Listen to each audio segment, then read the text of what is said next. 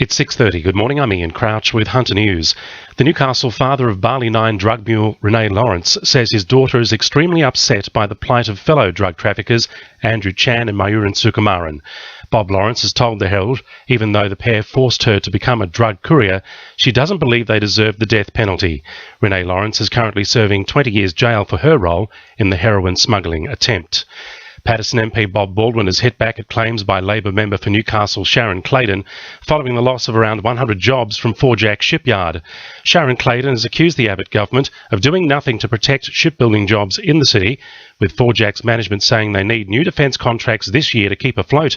Bob Baldwin says the government inherited a budget mess which has impacted on the ability to meet defence outcomes. This problem has come about because people like Sharon Claydon, when she was working for Sharon Grierson, sat on her hands for 6 years while defence budgets were cut by $16 billion, while no ship procurement building went underway. The reality is the valley of death in shipbuilding for Forjacks has come about because of Labor's inactivity. Hunter councils have piled up $132 million in cash, which is meant to have been spent on infrastructure.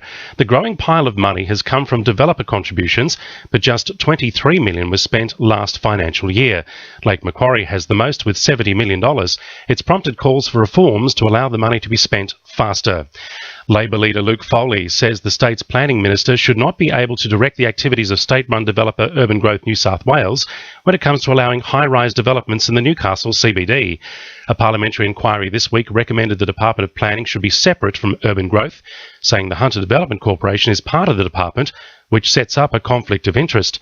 Luke Foley says the issue needs to be addressed. I think there is a conflict of interest when the planning minister presides over urban growth. That is bringing the development proposal here, but she also sets the rules. So she rewrote the rules when it comes to the east end of Newcastle to facilitate her own development. There are calls for more affordable housing to be built in the Hunter. Pacific Link says smaller, more competitively priced homes are desperately needed as a growing number of low-income earners are forced out of the rental markets in Maitland and Newcastle.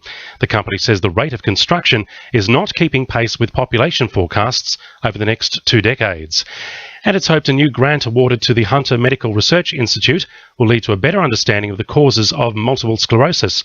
The research will be looking into the environmental factors which may cause MS and how people can alter lifestyle choices in an effort to avoid the disease.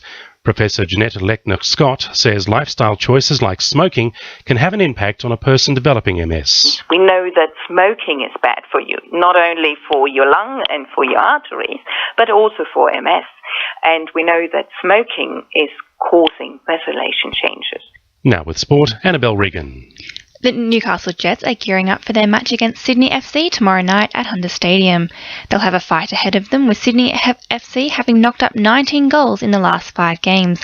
Centre-back Daniel Mullins says Sydney Derby last week won't have tired the Sky Blues. Sometimes after a big game, you can calm down and have, I suppose you can be a little bit flat, but we're not going to be expecting that at all. I mean, they're a great team. They've got a lot of depth, a lot of experience as well, so we know that they're going to be ready to go. Dissatisfaction with Newcastle Council could see no more Sheffield Shield matches played at No. 1 Sports Ground. Cricket New South Wales has been at odds with Council over a range of issues in their venue hire agreement, including who should pay for security, general cleaning and maintenance. Cricket New South Wales is expected to submit an official report in the next couple of weeks.